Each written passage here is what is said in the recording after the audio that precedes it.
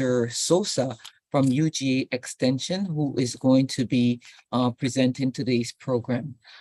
Just for the audience, we ask that you please keep your cameras off and hold your questions until the end of the presentation. Thank you so much. Enjoy. Mr. Sosa? Yes. Go right ahead. All right, so I'm gonna start sharing now. Is it good? Can everybody see it? Yes. So it's now good.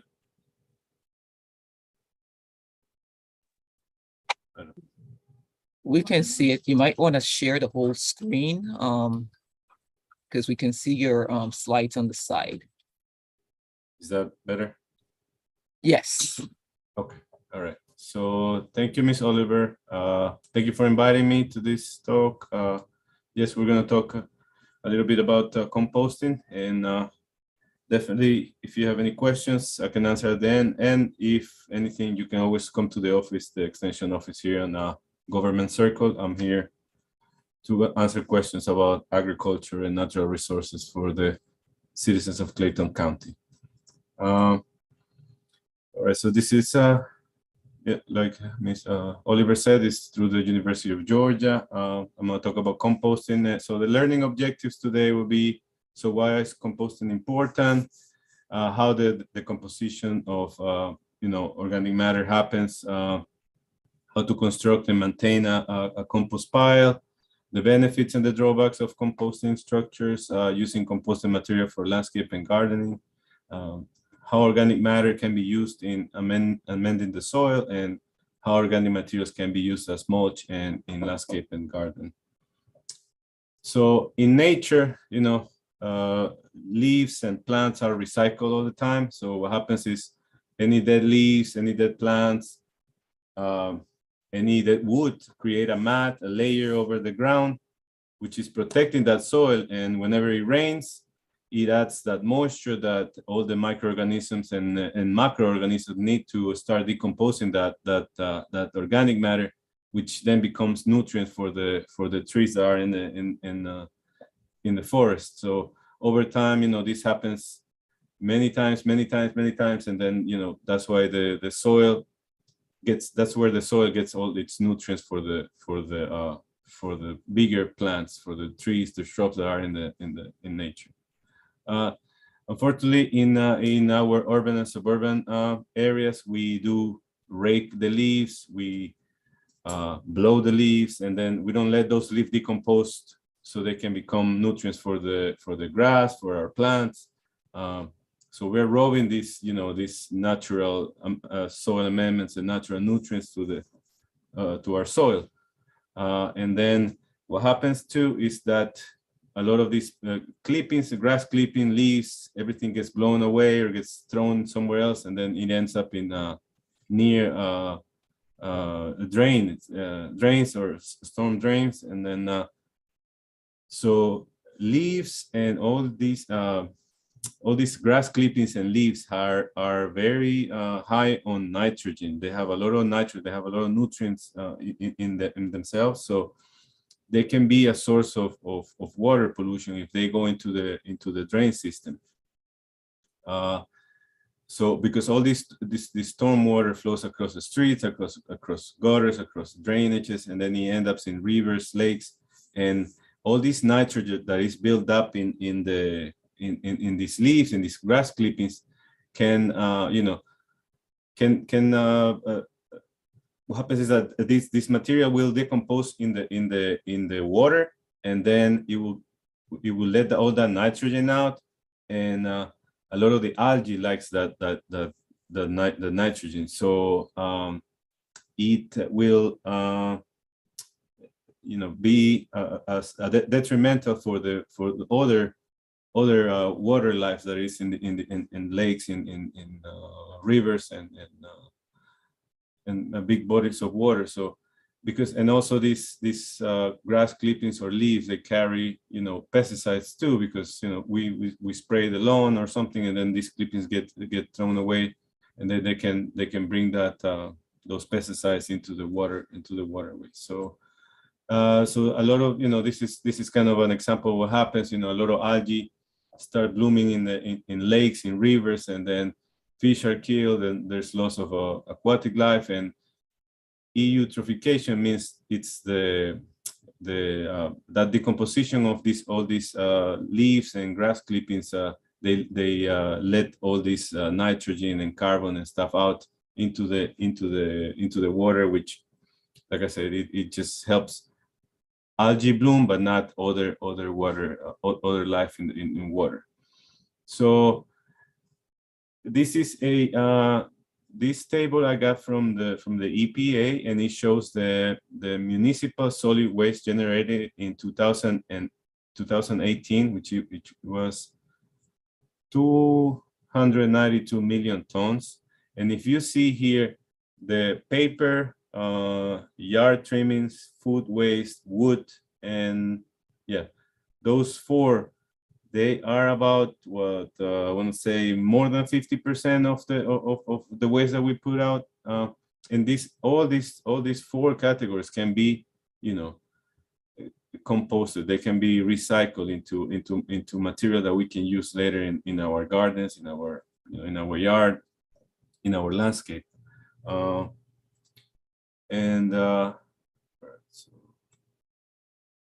So these are also figures from the EPA. So in 2008, it was 146 tons of this material, of the waste, was put into landfills, right?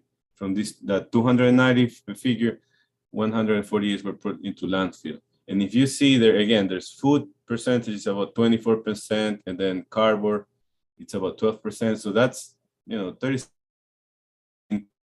use instead of being put in a landfill where you're just gonna create carbon, which is a greenhouse, gas that's helping with climate change.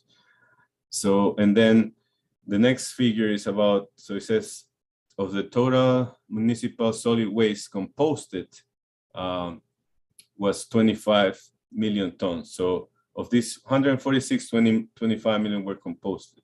I'm sorry, from the 292, 25 million were composted, right?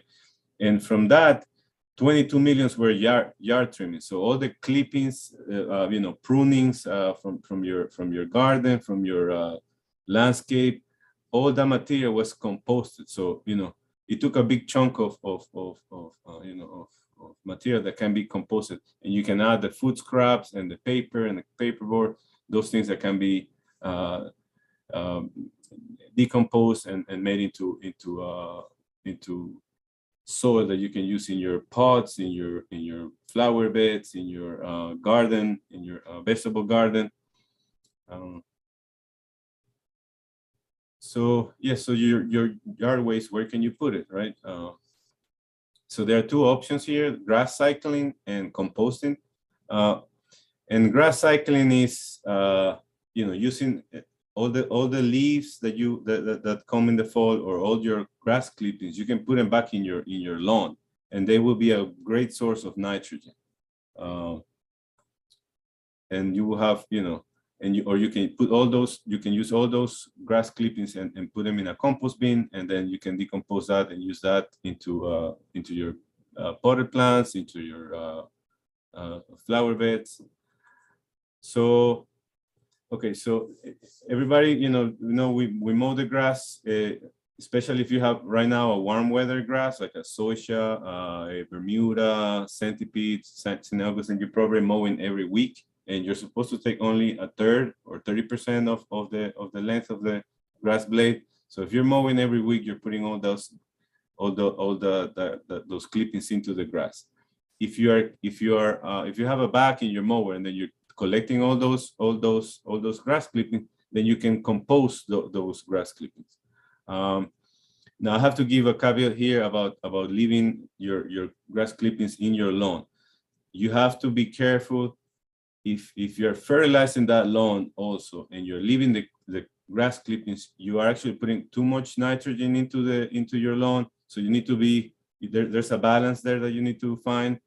That's why you need to keep doing your soil testing every year if you want to do that that you're putting your grass clippings, you don't want to put too much fertilizer, or you want to put a fertilizer that doesn't have too much nitrogen. So it can be a 0-10-10 or a 5-10-10, something that has less nitrogen than phosphorus and potassium. So like I said, so you can leave those clippings in your lawn, or you can do 1 week, leave the clippings, the next week you keep them in your bag and you compost them in a different place, okay? So what are the benefits of grass clippings? You know, it saves landfill capacity, meaning you're not putting all those clippings or leaves into the landfill. It saves time. It saves water, because you know those clippings that you leave, they will help retain moisture into the soil. So you don't have to water as much, and then you save money, because like I said, you can save money in fertilizing. If you're leaving those grass clippings there, you're giving a lot of nutrients into the soil. You don't need to fertilize as much. So these are the suggested heights for the different grasses. If you have a hybrid Bermuda, meaning if you solder your lawn, it's probably a hybrid Bermuda, so you can cut it at 3/4 of an inch. If you have common Bermuda, that means that you have seeded that Bermuda. So you went to the store, you bought a big pack of seed, and then you put it all in your yard. That you can mow at 1 inch, and this is summer length. Zoysia, you can mow from 3/4 to 1 inch, centipede 2 inches, St. Augustine 2 inches to 3 inches, and then if you have ryegrass, you're probably not mowing that much, because that ryegrass doesn't like the ryegrass or fescue. They don't like the summer, so you're probably mowing those every 2 weeks, and then you can leave them all the way up to 3 inches. That will be good for that fescue or that ryegrass.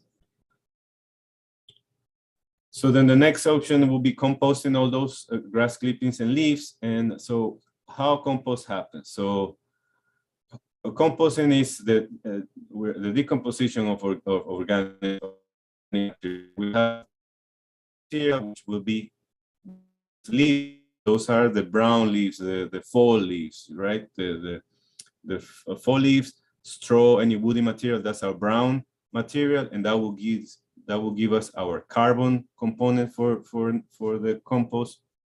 And then we have our green material, which will be your grass clippings and food scraps and manure. But when I'm saying manure, it means either from cows, chickens, or any ruminant, but not anything from your pets. So it's manure from animals that are using either eat grass or eat corn. So you have your two materials, your browns and greens. So, and then green material gives you your nitrogen, right? So you get your carbon from your brown and you get your nitrogen from the green material. You put that in a pile, you put some water because it needs moisture, and then air also, because a lot of these microorganisms need oxygen to work. So all your macroorganisms like earthworms and insects will eat all this material, and then the microorganisms like bacteria and fungi, they will further decompose of that material, and what you're gonna get is called humus, and then this that's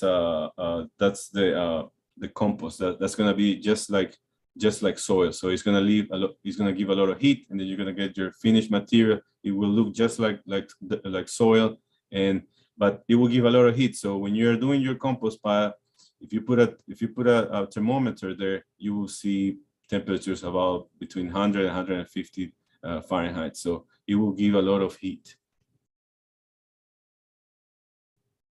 So the benefits of composting, it saves you money because then you have good soil that you can use, like I said, in your potted plants, in your flower beds, in your shrub beds, and you don't have to buy that from the store. It helps improve soil fertility because it has a lot of nutrients. Like I say, it has a lot of nitrogen, and it also is rich in microorganisms that are gonna help, rebuild your soil, and then it protects the environment in the way that we are saving landfill. We're not putting any food scraps into the landfill that give carbon or any other gases into the environment. So what are the systems that you can compost? They can be piles, which you don't need any special tools or bins. You just pile up all your waste. There are holding bins that will keep your material neatly, and then the word of animals and keep the moisture in. And then there are tumbling systems that those are designed to get a faster composting, because then you don't have to turn it with your shovel or with your fork. We just turn it around and it will keep decomposing all that material. So again, heap composting, so it's no container necessary. You just pile your things out. Now, this I would not suggest putting food scraps in this one, because if you're not gonna have it guarded, then you're probably gonna have some wildlife coming in and trying to eat that food scrap that you're putting there. So this is mostly helpful if you're gonna just have grass clippings or your leaves that are falling, any pruning material that you use. Now, one thing about using any plant material is that you cannot put any plant material that has disease.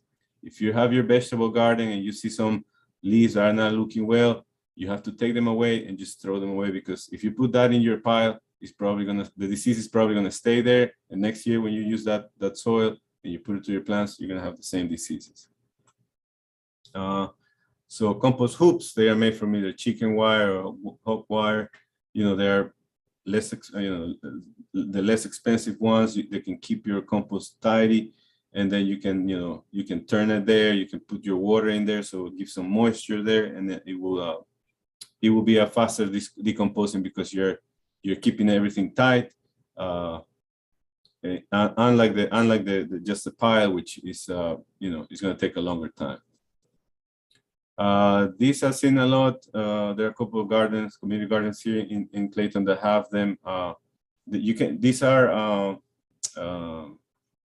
pallets that you can either put zip ties around it and make a square, make a cube, and then these pallets, you can go to any store in the back and they probably give them away to you, because they have to pay to get those removed from the site. So if you take them from there, they will give them to you. This is also in a way to keep your compost neat. You can put, and there you can put some food scrap.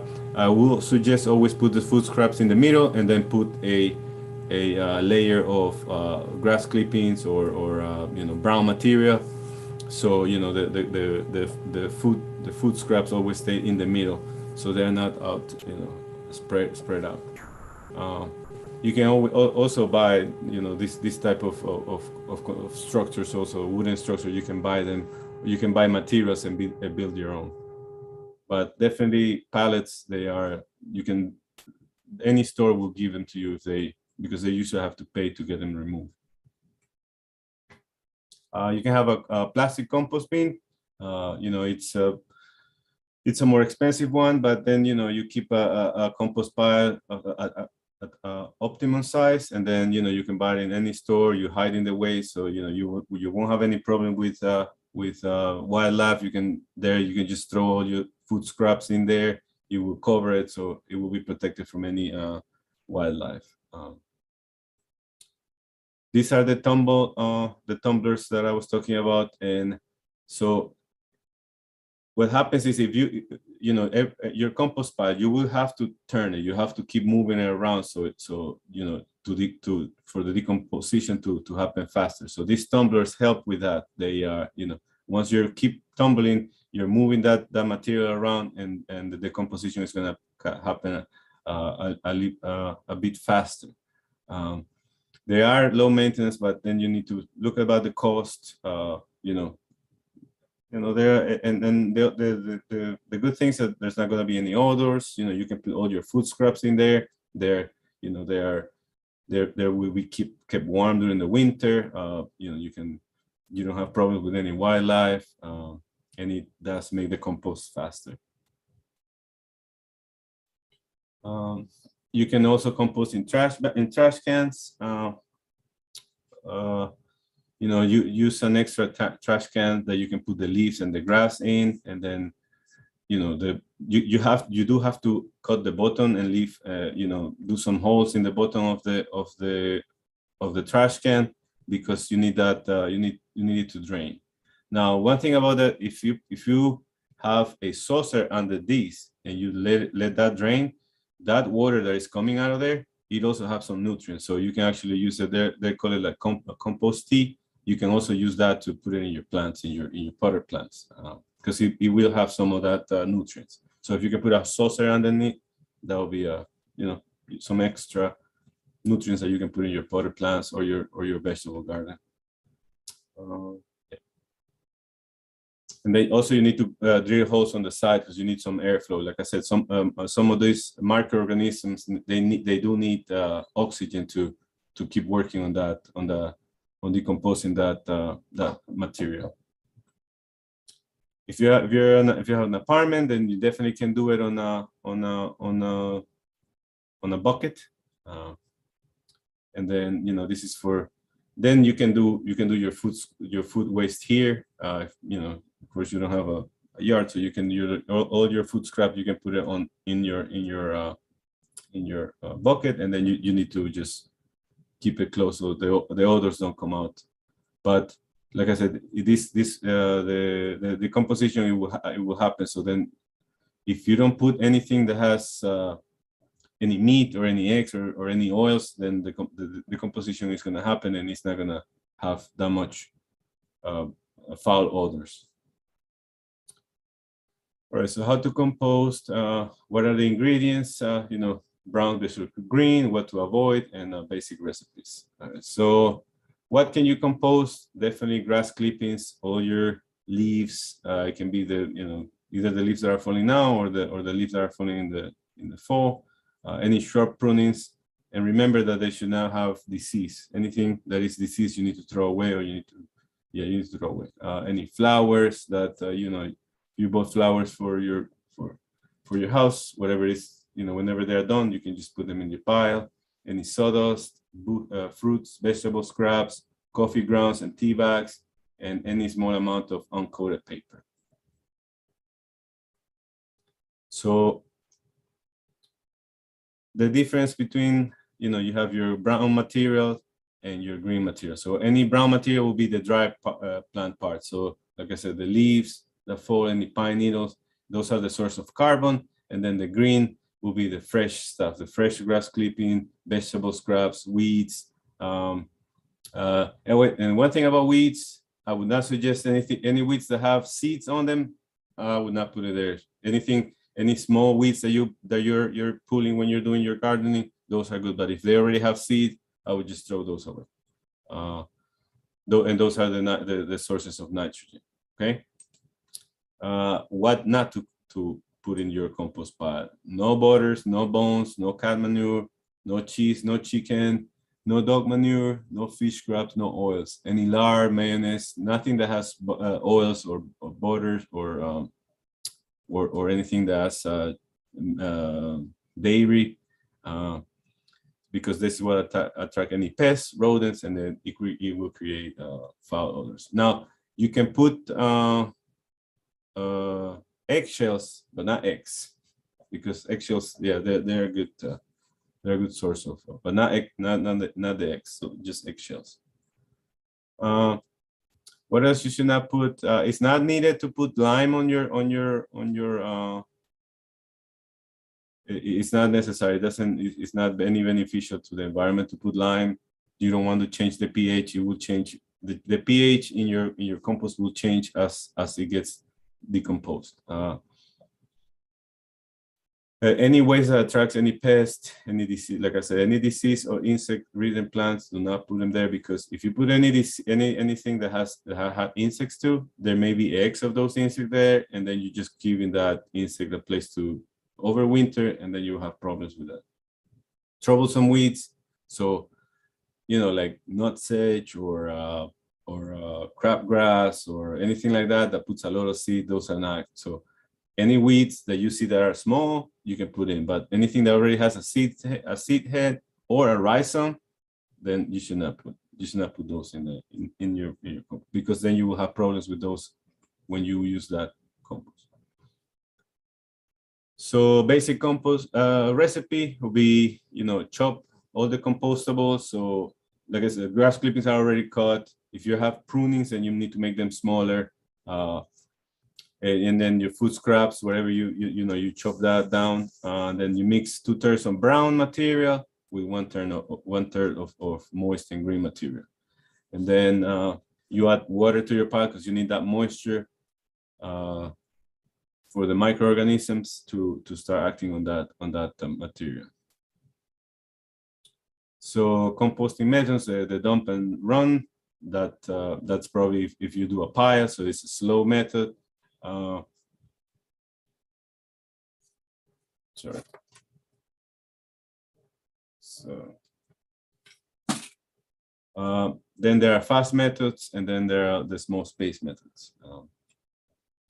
So the dump and run method, you add leaves to that. That will be your any pile or the ones that you do just with your pallets or your chicken wire. So those are, you just are dumping stuff in there. Once in a while you're turning it, but this would take between 6 months to 2 years to yield a good material that you can use in your garden or in your pot plants or in your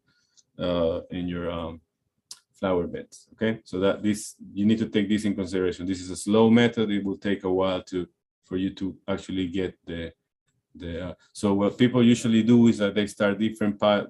They start 2 or 3 piles so they can have in different times you will have different amounts of compost.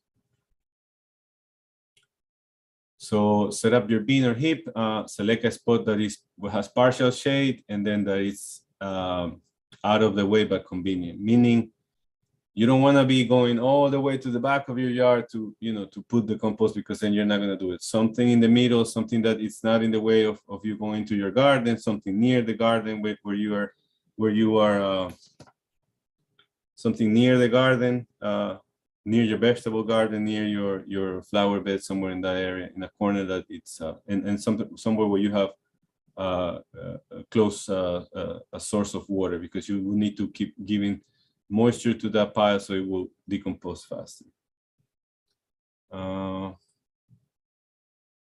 So mixing and adding to the pile. So add the materials to the bin or the pile. No need to check for moisture. Just put some moisture, put some water in there.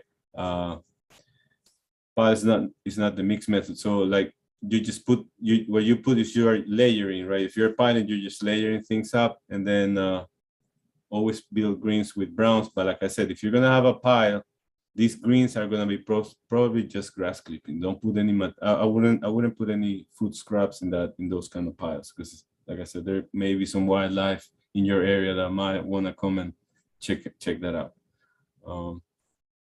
So fast composting, it will be if you build a heap or a hoop or a bin. So something that is enclosed, that you will be turning all the time, that you'll be putting water all the time. There, if it's enclosed and you can put a lid on it, then definitely you can put food scraps in there, because nothing is gonna go in there. And then the temperatures are gonna reach about 150 degrees, and even in the winter, that pile is gonna be still steaming. So, unlike, if you're just, piling stuff up, that temperature is gonna drop during the winter. So that's why it takes longer than something that is already in an enclosed structure. And then you can layer it. Then definitely you can put food scraps, vegetable, fruit trimmings, and everything like that. So this is an illustration of how to layer things. So first you add some bed twigs, small branches to promote air circulation. Then you can add a layer of brown, meaning all your leaves, any other dead material that you have around, any pruning stuff that you have. You will be putting some water in between to keep the moisture up. Then you can add your fresh greens. So like I said, mostly grass clipping, but if you have a vegetable garden and you're always trimming your tomato plants, or you're trimming any plants, any leaves that you're trimming from your garden, you can put them there too. And then if you're trimming anything from your roses, anything that doesn't have disease, then definitely you can use it there. Okay.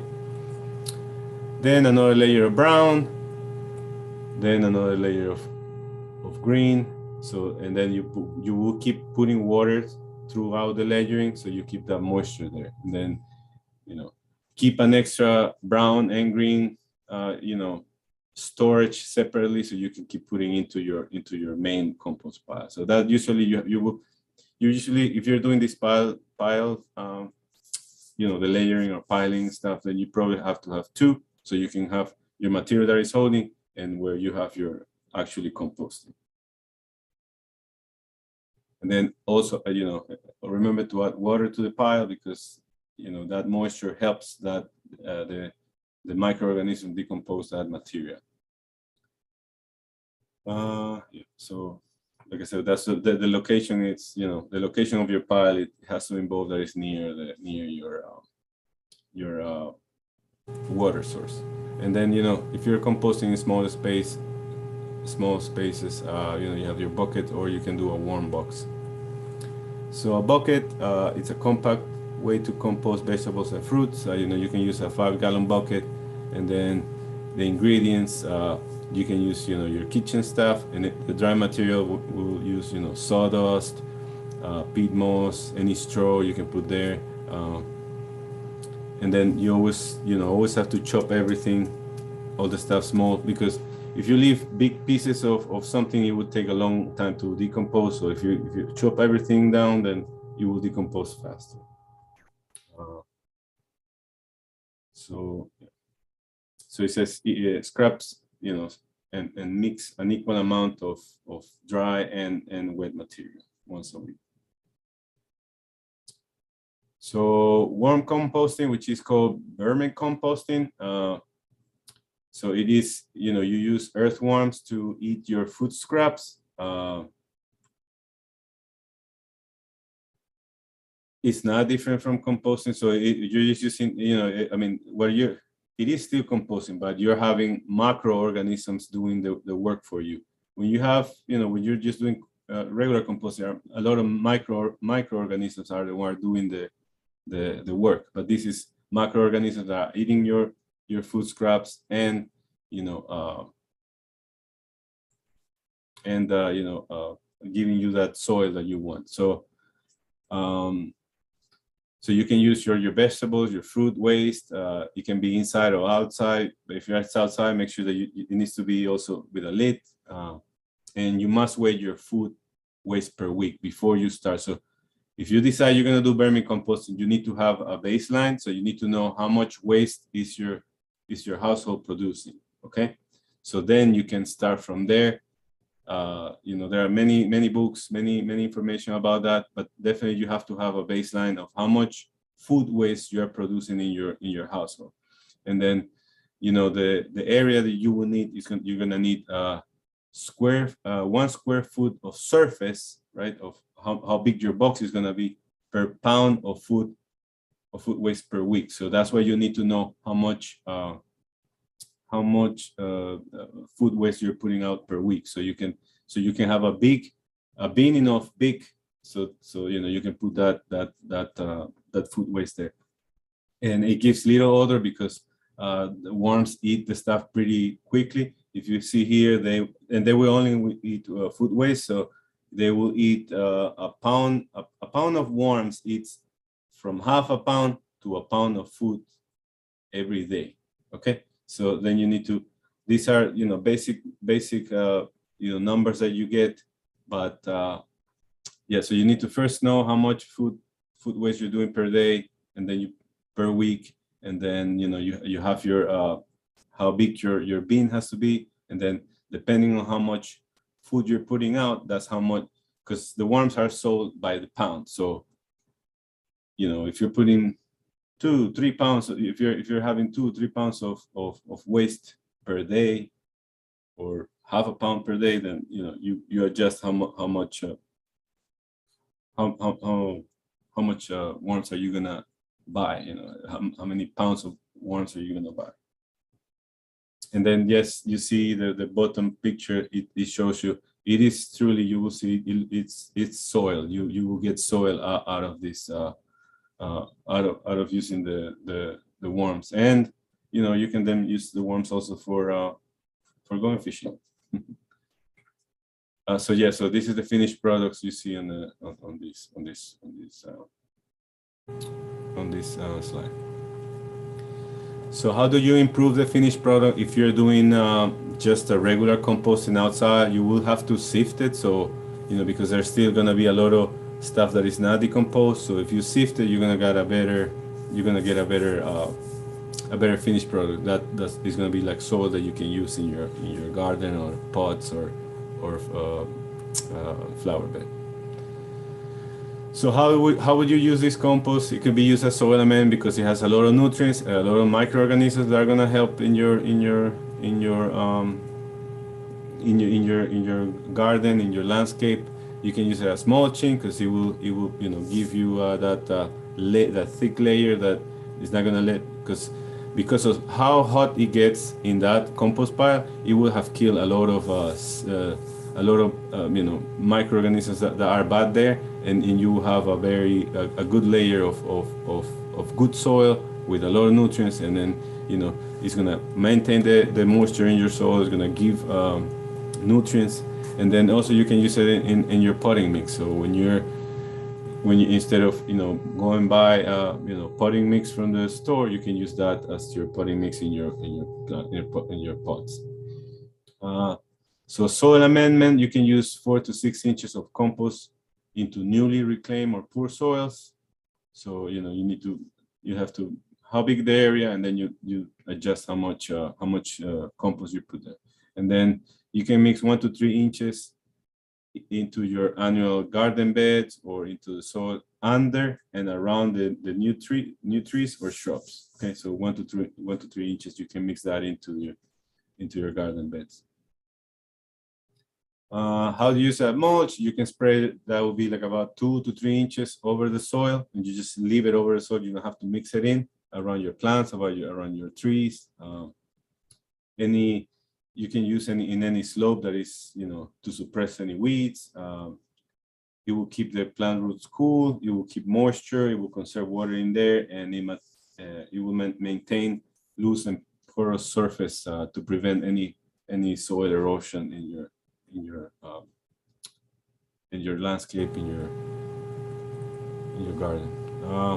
If you're gonna use it as potting mix, so you use a third of compost, a third of coarse sand, and then a third of ground pine bark. So you will give that more of a loose, the pine bark is gonna give a little bit of a looser. So there's going to be water movement in that potting soil. So what are frequently questions? Can compost replace petroleum-based fertilizers?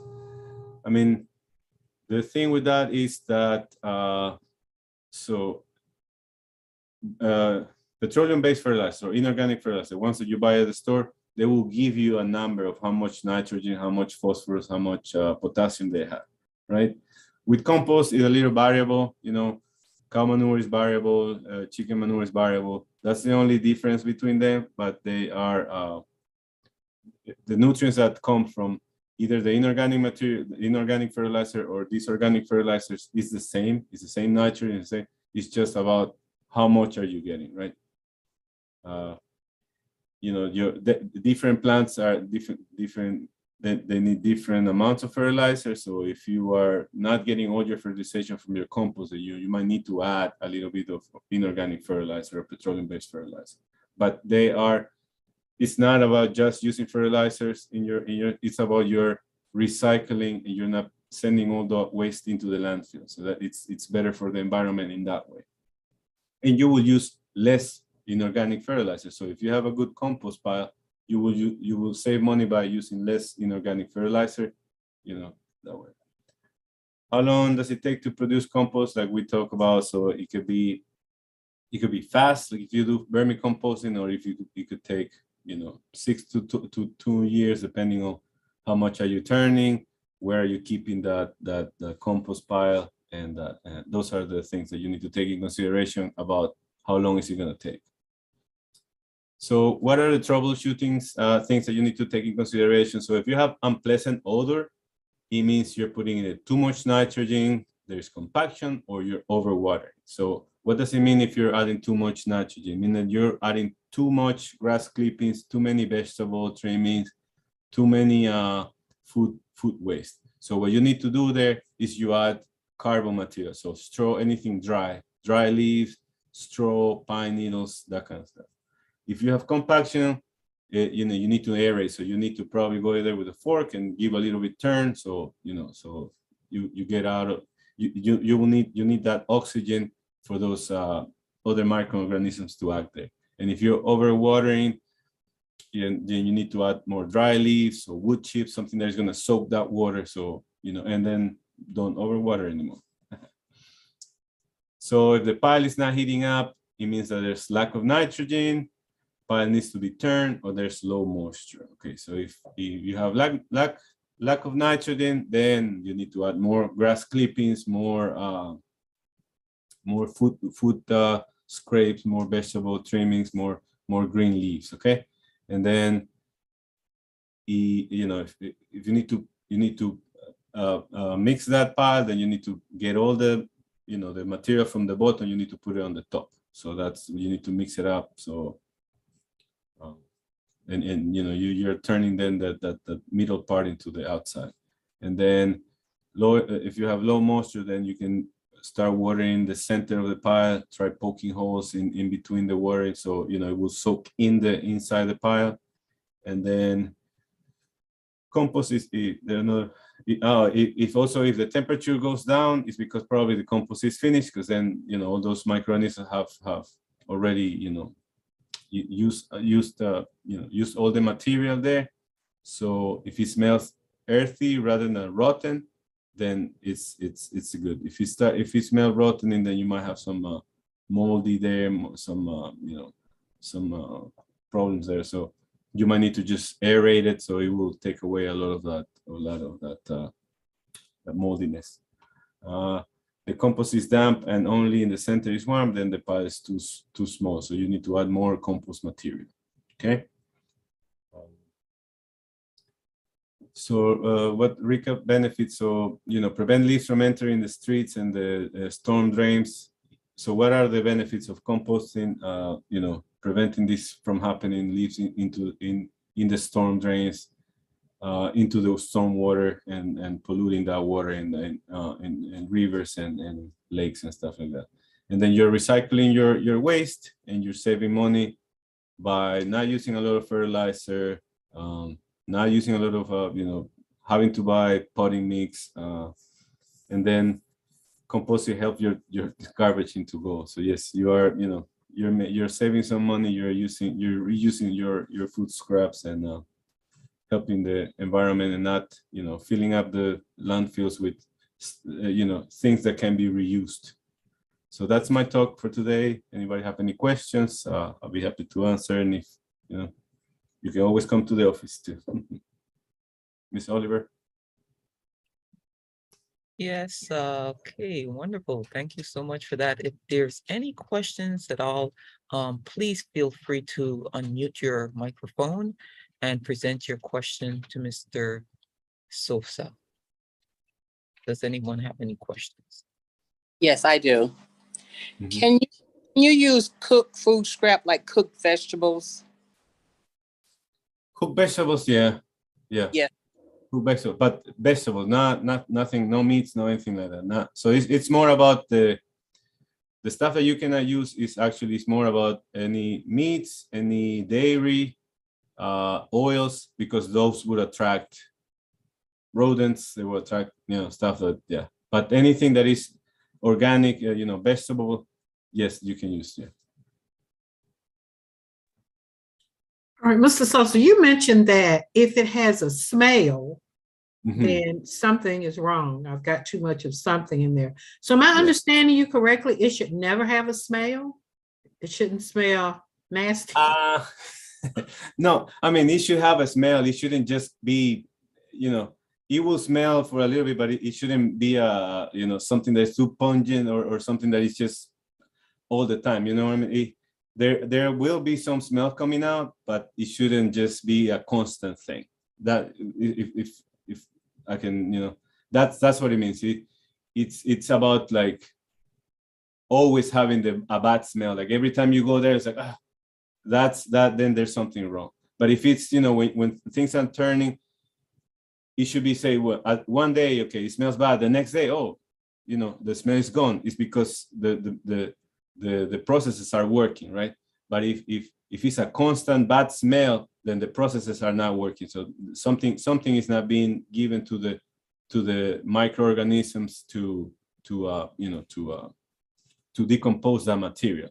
So the material still is still in that kind of like not completely decomposed. So it's just giving that bad odor. So it's not that it never will have, but it shouldn't be constant. It shouldn't be always bad. It should, up and down, because every time you put something else, the microorganisms need to adapt. They need to, water needs to get in there, oxygen needs to get in there, and then it should be like it should be a flow. It shouldn't be always a bad smell. So that's when you have a problem.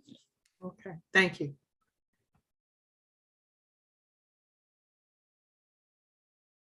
Okay, are there any more questions?